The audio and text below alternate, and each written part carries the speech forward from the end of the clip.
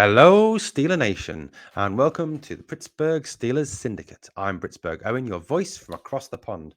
And I would like to thank Mark and Grid for giving me this opportunity to be your new co-host here on the Pittsburgh Steelers Syndicate. Yes, a UK fan, but still a committed Steelers fan, still someone who loves the black and gold. So today, guys, what are we going to be talking about? We're going to be talking about who are the Steelers leaders for the 2022 season.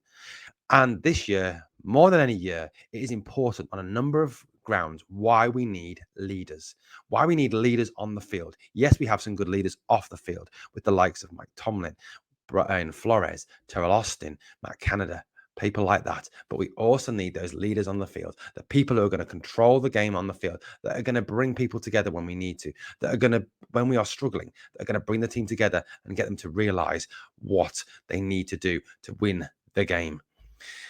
Obviously, the Steelers have been spoken down about a lot this year, given the fact that we're seen as having the fourth best quarterback in the AFC North, which I think is a load of rubbish, and also as being the fourth best team in the AFC North, which again I think is a load of rubbish. We have leaders on our defense. We have so many leaders on our defense, don't we? Our defense, we're so lucky, is absolutely stacked with leaders this season, because leaders don't just have to be people like a Cam Hayward who talks, who shouts, who gets in people's faces, who makes players play to their best for the way he inspires them with his words. They can also be leaders for the way they play.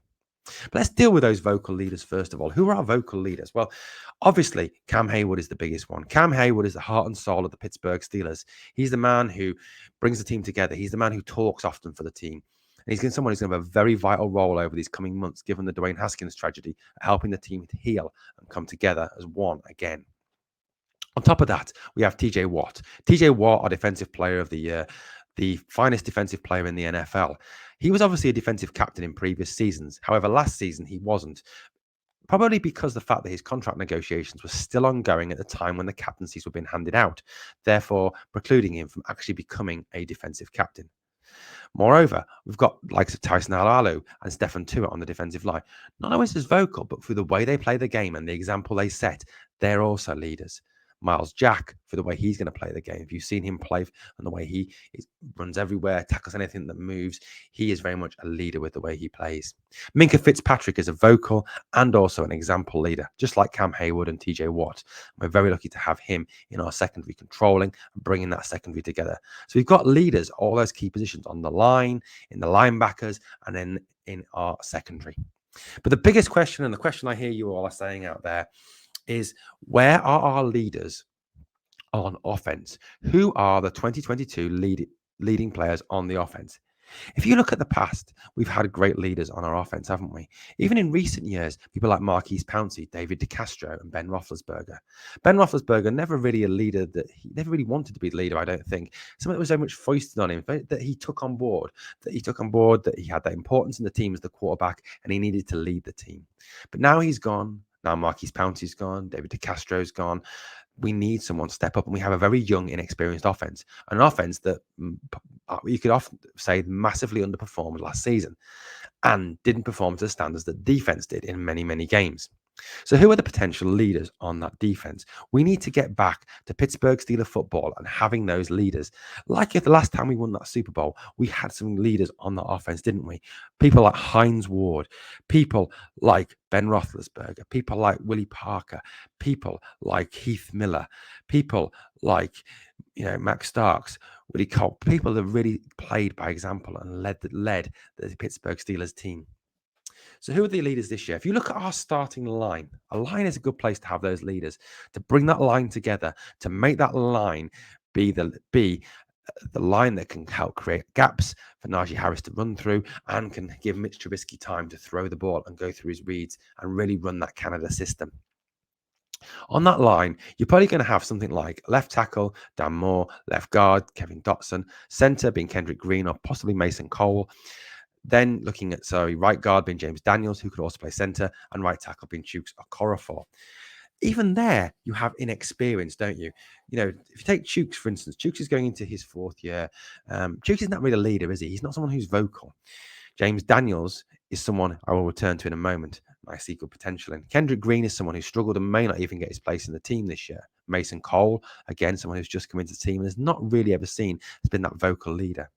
Dan Moore Jr. is only in his second year and has got a lot of development still to go. And I think will develop well under Pat Mayer. He's certainly an offensive lineman who plays in Pat Mayer's style. Kevin Dotson, potential leader through the way he plays the game, was one of our better offensive linemen last year, seen by the fact the line really tailed off when he went out injured. For me, though, the biggest potential to become a leader on that field is James Daniels. If you saw that interview that he gave on Steelers.com, the way he talked, the way he sounded was like a Pittsburgh Steeler. Like the Steelers of old, in the way he sort of talked about wanting to take a leadership role, but understanding to have that leadership role, he needed to gain respect of the offense, respect of the defense, and respect of the entire franchise. And that respect he needed to earn through the way he trained, through the way he was in meetings, through the way he was in the weight room, and the way he was on game day. And that, for me, really impressed me. He spoke like a Steeler. He spoke like someone with a black and gold heart. He spoke like a potential leader. And I think James Daniels is certainly somebody who I can see a lot of potential in, not only in the way he plays, but the way he talks and the way he wants to take on that leadership role as being a potential offensive leader for the 2022 season. Looking out to the wideouts, obviously Chase Claypool, Deontay Johnson, Pat Freiermuth, people who I don't really see as being a leader vocally, more a leader through the way they play the game. I think Chase will grow and mature this year, and hopefully he'll get back to the way he was in his rookie season. Najee Harris has been someone else who's mentioned, but Najee is our main offensive weapon. He's going to have enough pressure on him, being the man that we go to, the man, our go-to guy, our main weapon, our main threat. He had 381 touches last year. He performed admirably behind an awful line. In fact, the majority of his yards came after contact. Now, the other person, obviously, is a quarterback. The quarterback has a vital role to play. Now, while Mason Rudolph is the most experienced quarterback on the roster, I realistically don't see him getting the QB1 job. I think it's Mitch's job to lose, like I mentioned in an earlier video. Mitch Trubisky, for me, has already started to show leadership qualities through the way he talked when interviewed, but also in the way that he invited all those people from the receiver room, even those in the practice squad, running back Najee Harris, Pat Freiermuth, Kendrick Green, and all his competitors as well in that quarterback battle. Dwayne Haskins, God rest his soul, and Mason Rudolph, to come down to his home in Boca Raton to practice, to start to come together as an offensive unit. That, for me, is starting to show leadership. Even when you're prepared to bring in people who could be your competition, who could be a threat for your job, but you still want to bring them, include them, make them part of the group, make them part of the team, and not exclude them. He so easily could have excluded those quarterbacks and just brought everyone down to practice with him, but he didn't. He displayed leadership qualities. He displayed a team ethos, a team attitude, not an I attitude, but a team ethos. So Trubisky is someone else I can really see taking that leadership role this year and has already started to impress me with the way he's behaved as a Pittsburgh Steeler. I think there's reason for optimism this year, guys. I think Steeler Nation, we've got every chance to do well this season, and we've got some great leaders on our roster. Leaders all over our defense, and the potential for James Daniels and Mitch Trubisky, for me, being our leaders on offense. So, guys, that's my thoughts. Let me know what you think in the comments below. Remember, if you're watching this video and you don't already subscribe, please subscribe to the Pittsburgh Steelers Syndicate. It's your up-and-coming channel, your place for your Steelers news. Mark and I will be putting out 6 videos a week, talking all things black and gold, all things in Steeler Nation. Thank you for listening, and let's finish this, as I always do, with the way